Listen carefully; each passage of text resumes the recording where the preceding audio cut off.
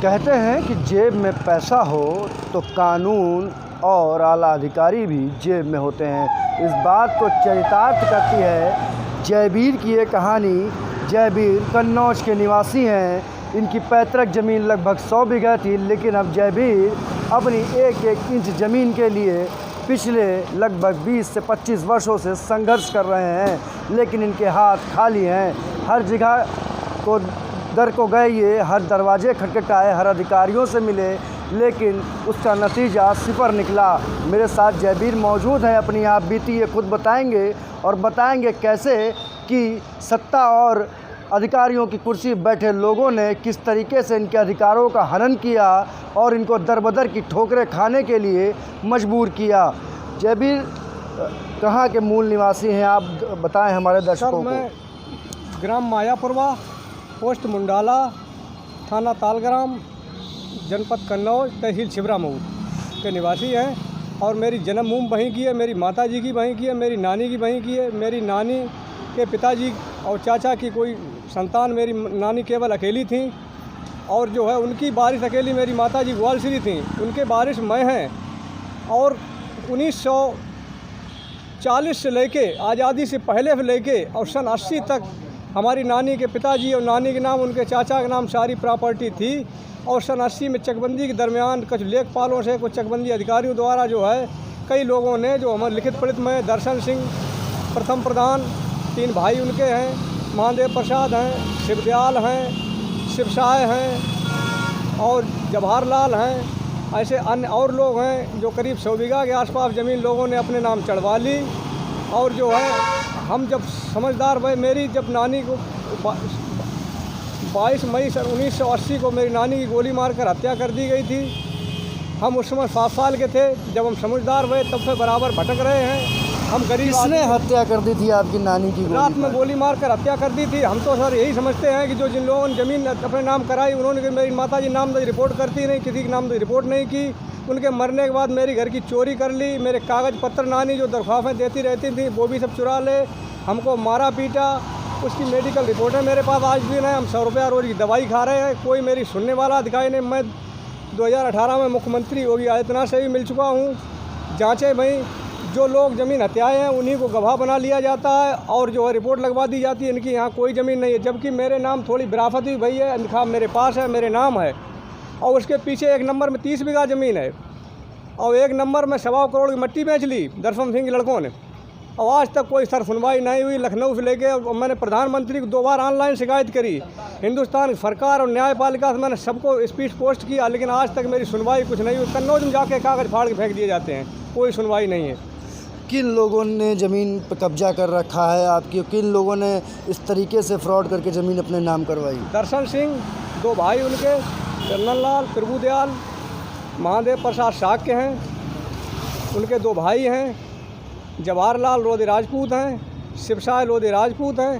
3-4 और अज्ञात लोग हैं। वो दस्तावेज बताएंगे। दस्तावेजों में सारा रिकॉर्ड चढ़ा हुआ है और जिन लोगों ने मुआवजा खाने में मिल लिया, हम दस्तावेजों के लिए भटकते हैं। वो लोग हमको चूतिया बना देते हैं। रिकॉर्ड जो है छुपा लेते हैं। रिकॉर्ड को छुपाया जा रहा है और सरकार उसमें कोई सुनवाई नहीं कर रही है। जिला अधिकारी से मिले क्या आप वहाँ के? जिला कितनी बार? अधिकारी को लिख के दिया। मैंने अपना परिवार रजिस्टर मांगा, मैंने सब स्पीड पोस्ट किए, मेरे पास सब रिकॉर्ड है, लेकिन कहीं सुनवाई कुछ नहीं। बुलाया जाता है, काम करेंगे, आज करेंगे, कल करेंगे, परसों करें, 2 दिन बाद आना, 3 दिन बाद आना। और ऐसे बताओ हम वहाँ तक कब तक किराया खर्च करेंगे, कब तक भाई? कोई सुनवाई कुछ नहीं है। तो 1980 तक की ज़मीन जो थी आपके पूर्वजों की, हाँ, वो उन्हीं के नाम थी। उसके बाद फिर कैसे क्या हुआ? इन लोगों ने हमारी नानी के पिताजी को अपने बाप बनाए लो, नानी को अपनी औरत बना लिया लिखित पढ़त में, और इसी तरीके से फ्रॉड करके जो अपने नाम ज़मीन चढ़वा ली। कितनी पूरी टोटल कुल कितनी ज़मीन? करीब 1 सैकड़ा के आसपास। तो क्या गांव के लोगों ने इसके लिए आपके साथ नहीं खड़े हुए? कोई नहीं खड़ा। और साहब, नानी 22 मई 1980 गोली मार के हत्या करने के बाद 3 साल चकबंदी चली। हमको गांव में रहने नहीं दिया, मारा पीटा गया। फायर होता था दरवाजे पर, कहीं भैंस खोल ली जाती थी। मेरी माताजी भैंस पाल गुजर करती थी। केवल 7-8 बीघा ज़मीन पर कब्जा था। वो भी यादव लोगों की देन थी, यादव लोगों की देन थी, जो वो उनके साइड में थी, वो हमारे नाम आई, उन लोगों ने चढ़वा दी थी। और इन लोगों ने, शाक के लोगों ने, बर्मा लोगों ने सारी ज़मीन जो है मिल के चढ़वा ली। उनको गोली से मार दिया गया और साहब इसमें तो एक फिल्म बन सकती है। हमारे पिताजी को अपने पक्ष में करे रहे और अपने रिश्तेदार तो उनको मरवाते रहे, उनका घर छिनवाते रहे, जिसमें जो है उन्होंने कांड किए, जिसमें उनके नाम FIR भई, उनके नाम उनकी सजा भई। और इन्हें साहब हमारी ज़मीन जो है नीट बिकवाई भी थी जो पिताजी के नाम थी, और नानी वारी जो है अपने नाम करा ली फ्लैट। उन पर साहब और ऐसे बदमाशन साहब इनके खिलाफ तो कभी कोई मतलब कागज़ भी नहीं, कोई सरकार ने लिखो और ज़मीन साहब चली गई।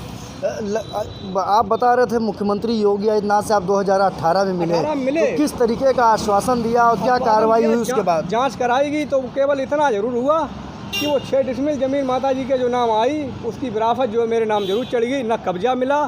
तो मैंने कहा उसके पीछे 30 बीघा ज़मीन है, इतने इतने नंबर हैं, एक 23 बीघा का नंबर, एक 24 बीघा का नंबर है, कोई 10 बीघा का नंबर है, बाग हैं, ताल हैं। तो अभी आपकी कितनी ज़मीन लोगों ने कब्जा कर रखी है? करीब 1 सैकड़ा साहब, 100 बीघे की ज़मीन कब्जा कर रखी है आपकी। नाम उनने अपने क्या करते हैं इस समय, आप अपना जीवन यापन कैसे करते हैं? सर मेरे पास सिर्फ 4 बीघा ज़मीन है और भैंस पाल के गुजर करते हैं, और वो भी मैं बीमार है, मेरी औरत मेरे बच्चे मेहनत करते हैं और हम तो सर कुछ कर ही नहीं पाते। 18 घंटा पहले मेरे पास सब डॉक्यूमेंट रखे हैं, मेडिकल रिपोर्टें रखी हैं सर मेरे पास। मेडिकल हम पर ज़्यादा सर हमें रोटी नहीं मिली, जब मैं 7 साल के थे रोटी नहीं मिली हमको, ऐसे समझ लो पहले 2 टीम की रोटी नहीं मिली हमको। अभी कितने सालों से आप सरकारी कार्यालयों के चक्कर काट रहे हैं? हमें 10 साल में सरकारी चक्कर काटा, जब से हमने जो इसमें इस चीज़ में घुसे और समझदारी भी जानते तो बचपन से थे हम, लेकिन कागज़ के मामले में जानते नहीं थे कि मैं पढ़े लिखे नहीं। मैं कक्षा 3 तक पढ़ा स्कूल में, सन 83 में लिखित में है, सन 83 में मेरी माताजी ने स्कूल में नाम लिखाओ, जब ज़मीन उन लोगों ने नाम चढ़ाई फिर जो है उन लोगों ने आक्रमण करो बंद कर दो। स्कूल में पढ़ने जाते थे तो उन लोगों के बच्चे स्कूल में पढ़ते थे, वो कहते थे इससे अलग रहा, इससे हर की बुराई है, तो हम अपनी माताजी से कहते थे, तो वो कहते थे हर की ज़मीन ले ली बेटा, इसलिए जब बुराई मानते हैं।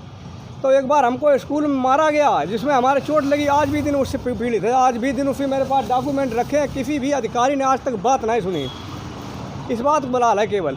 और सरकार देखो बाहुन वो का ना उधर पूर्वांचल में उनने की अतीक अहमद, मुख्तार अंसारी, दुनिया उनकी जो है सारी ज़मीन है, क्या कैसे उनके पीछे पड़ी हो, हम जैसे आदमी मारे पे तो हमारे तरफ कोई ध्यान नहीं। बेई 2-3 भूमि माफिया जो है सरकार ने ढूंढ पाए उत्तर प्रदेश में, और कोई भूमि माफिया नहीं।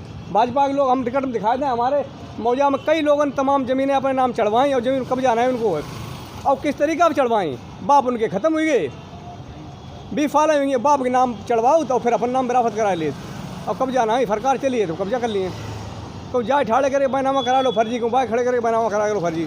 तो भाजपा के लोगों में कोई कार्रवाई नहीं हुई। तो अभी जिन लोगों के कब्जे में ज़मीन है क्या वो बीजेपी संबंधित है? बीजेपी संबंधित है, हमें मारो चाहे, हमें धमकी मिल रही है कि उन्हें ये तुम्हें खेत में गाड़ दिए, हम 2018 में जब तक वो आदेश हमने चढ़वाओ, हमने जानो बंद कर दो, हम तो मारे जाएँ। उनके संबंध बिरादरी हमारे और रिश्तेदारी हैं, हुन भी हमारे लिए मरवे के लिए आदमी आओ, लेकिन इस सरकार में सुनवाई कुछ ना है लोगों को चाहे। तो अब हम जो तख्ती डाल रहे हैं बोल रहा हूँ, हाँ हम तख्ती डाल गया है तो पुलिस कह रही जेल भेज देंगे, यहाँ ड्रामा मत करिए, अपना कोर्ट जाइए, कोर्ट भी लड़िए जाके। अब हमारे पास तो पैसे नहीं है जो हम कोर्ट भी लड़ रहे हैं, पैसा होता तो हम भाई नहीं लड़ लेते, तब नहीं कोर्ट भी लड़ लेते। तो ये थी जयवीर सिंह की कहानी, जिन्हें आपने सुना। इन्होंने बताया कि कैसे दबंगों ने इनकी लगभग 100 बीघा जो पैतृक ज़मीन थी उसको कब्जा कर लिया। अधिकारियों के हाथ दौड़ते दौड़ते इनकी एड़ियाँ घिस गईं, लेकिन उसका कोई नतीजा नहीं निकला।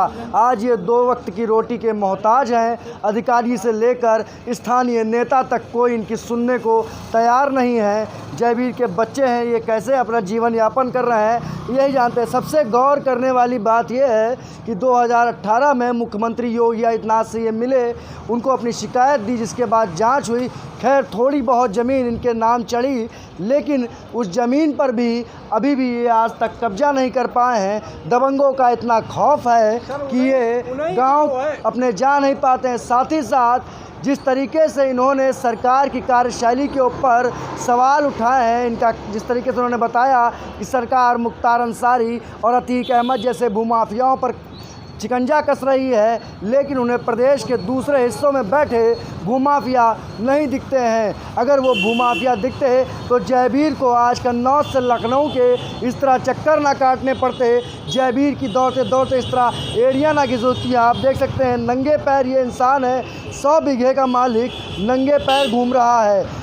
ये स्थिति है यहाँ की कानून व्यवस्था की, यहाँ के अधिकारियों की कार्यशैली की, और इस सरकार में तमाम बैठे उन हुक्मरानों की जो बिल्कुल भी इस तरीके के और इस स्तर के लोगों पर ध्यान नहीं देते हैं। अब देखना होगा कि ये खबर दिखाने के बाद क्या जयवीर को न्याय मिलता है, क्या इनकी ज़मीन इन्हें वापस मिलती है, इनका अधिकार इन्हें वापस मिलता है। साथ ही साथ लगातार जो है जिस तरीके से दबंग इनको जान से मारने की धमकी दे रहे हैं, क्या इनको अपने जान माल की सुरक्षा ये सरकार मुहैया कराएगी या ये इंसान इसी तरीके से भागता फिरता रहेगा। राजधानी लखनऊ से कैमरा पर्सन दीपक के साथ मैं अथर्व रस्तोगी, एक्सपोज इंडिया के लिए।